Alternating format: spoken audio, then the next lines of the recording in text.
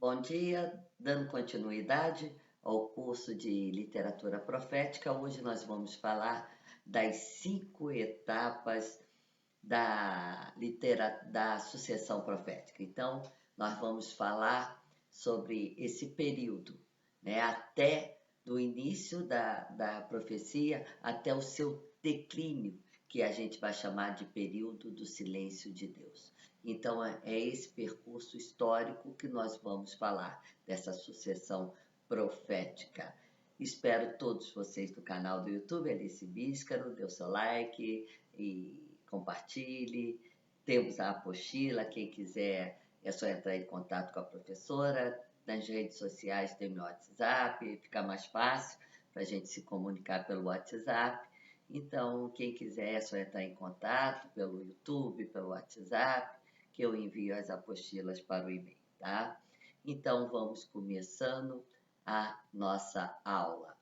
As nações e a religião judaica vai sobreviver graças à ação dos profetas.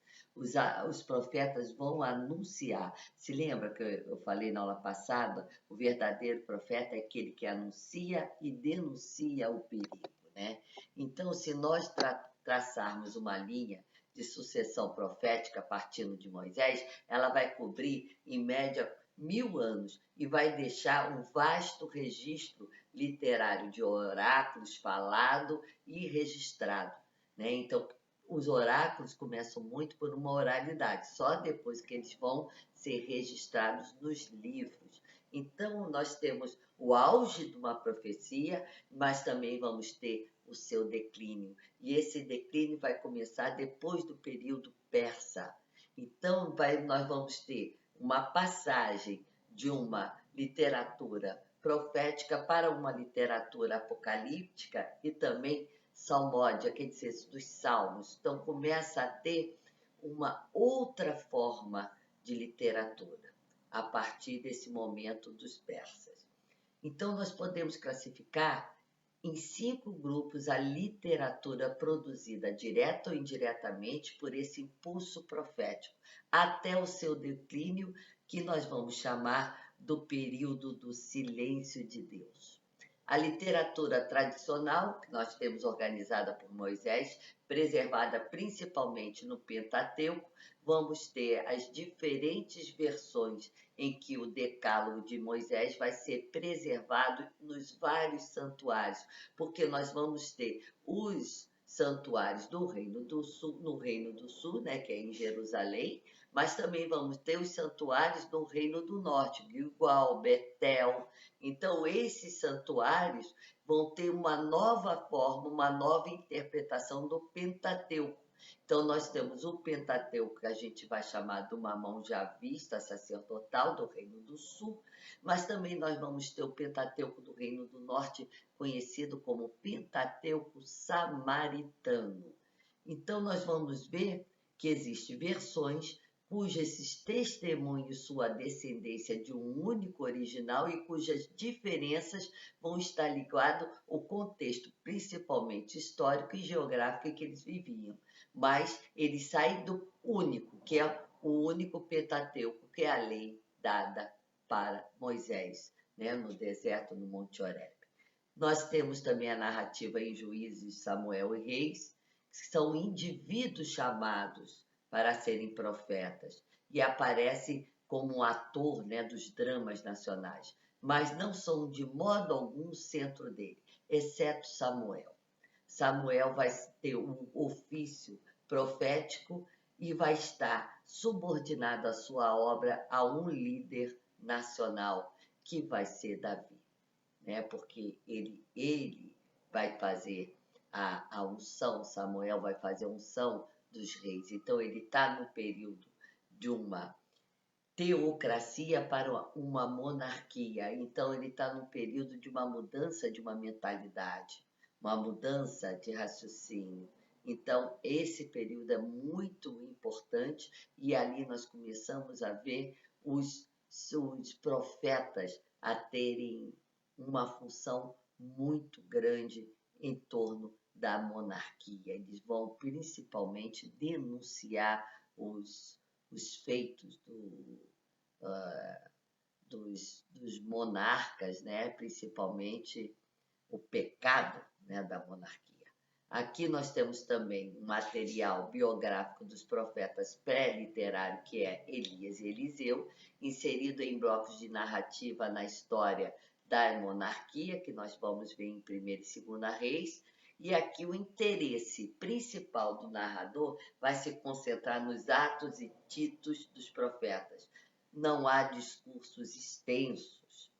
E nós temos também a literatura clássica da Idade do Ouro da Profecia, que vai do século VIII ao século VII até o princípio do século VI.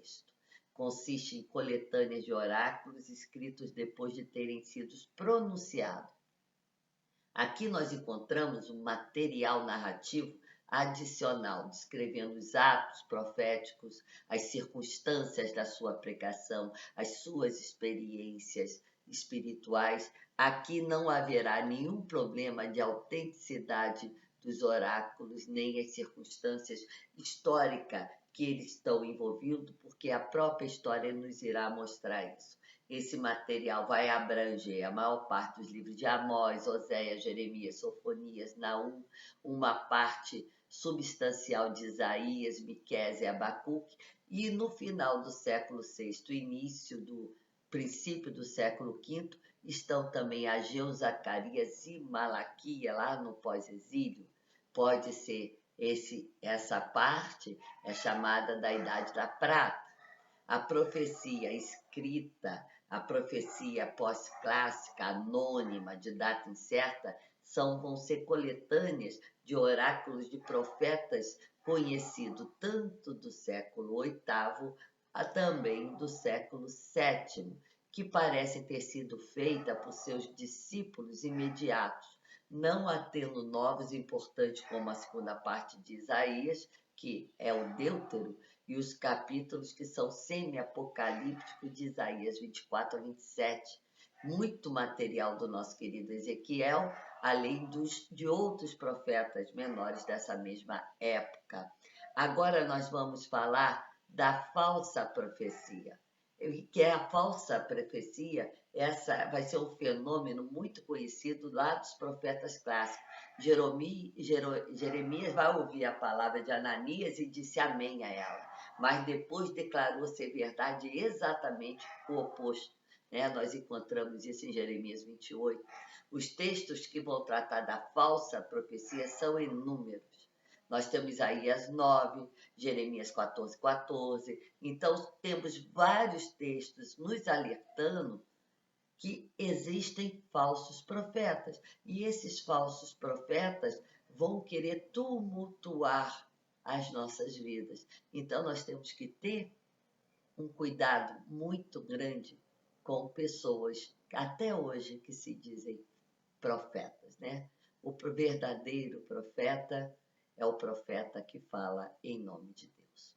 O valor moral era relevante para o profeta. Então, o verdadeiro profeta tem uma moral ilibada. Ele tem ética. No meio dessa confusão moral, era capaz de distinguir o que era bom, o que era mal, e de se fazer justiça, sendo fiel à verdade, ainda que zombasse dele, só ver nosso querido Jeremias, mas os profetas usavam a palavra de Deus como pedagogia para o povo. Jesus vai ensinar que nós temos que ter cautela no trato dos falsos profetas e nos orienta a fixar os ouvidos apenas não nas palavras, mas olharmos a evidência, o testemunho da piedade em suas vidas, que são os frutos. Está lá em Mateus, capítulo 7, versículo de 15 a 23. Então, na próxima aula, nós vamos falar da literatura profética e terminaremos essa série de literatura profética, tá? Então, espero todos vocês para terminarmos a série. Quem está acompanhando, a próxima aula nós vamos terminar. Obrigado, que tenhamos uma semana muito feliz, muito rica. Não se esqueça, vamos dar com início agora uma teleclese, vamos nos inscrever e também vamos começar o curso de História das Religiões, falando também sobre Espiritismo, Hinduísmo e Neopentecostalismo. Então, quem quiser é só entrar em contato comigo, que faça sua inscrição. Um abraço a todos vocês.